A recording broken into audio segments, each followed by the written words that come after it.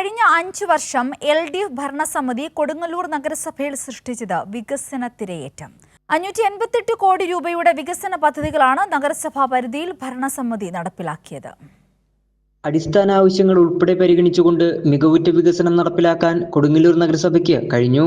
റോഡുകൾ, കാർഷിക രംഗം തുടങ്ങിയ മേഖലയിൽ സമഗ്രമായ വികസനം കാഴ്ചവെച്ചു. കൊടുങ്ങല്ലൂർ താലൂക്ക് ആശുപത്രിയിലും സബ് സെന്ററുകളിലും വികസന പ്രവർത്തനങ്ങൾ നടത്തി ജനങ്ങളെ ചേർത്തുപിടിച്ചു. ശുചിത്വ രംഗത്തെ പ്രവർത്തനങ്ങൾക്ക് ദേശീയ, സംസ്ഥാന പുരസ്കാരങ്ങൾ ലഭിച്ചു.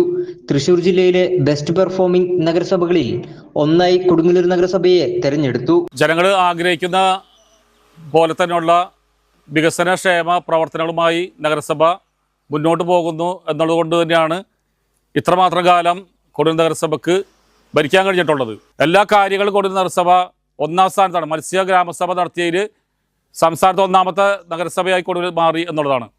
അതേപോലെ തന്നെ ഏറ്റവും കൂടുതൽ വീട് കൊടുത്ത നഗരസഭകൾ ഒന്നായി കൊടുങ്ങല്ലൂർ നഗരസഭ മാറി എന്നുള്ളതാണ്. അതേപോലെ തന്നെ ശുചിത്വ മിഷനുമായി ബന്ധപ്പെട്ടുകൊണ്ട് ഇന്ത്യയിൽ 2556 സ്ഥാനത്ത് നഗരസഭ ഇപ്പോൾ 134 റാങ്കിലേക്ക് വന്നിക്കാണ്. ദേശീയ ശുചിത്വ റാങ്കിങ്ങിൽ രാജ്യത്തെ 4852 നഗരസഭകളിൽ കൊടുങ്ങല്ലൂർ നഗരസഭ 134 സ്ഥാനം കരസ്ഥമാക്കി. കൊടുങ്ങല്ലൂർ താലൂക്ക് ആശുപത്രിയിൽ 15 കോടി ചെലവാക്കി 5 നില കെട്ടിടം നിർമ്മിച്ചു. 60 ലക്ഷം ചെലവിട്ട് dialysis unit, RO plant, nursing room, isolation room എന്നിവയും വിപുലീകരിച്ചു. കൈരളി ന്യൂസ്, തൃശൂർ.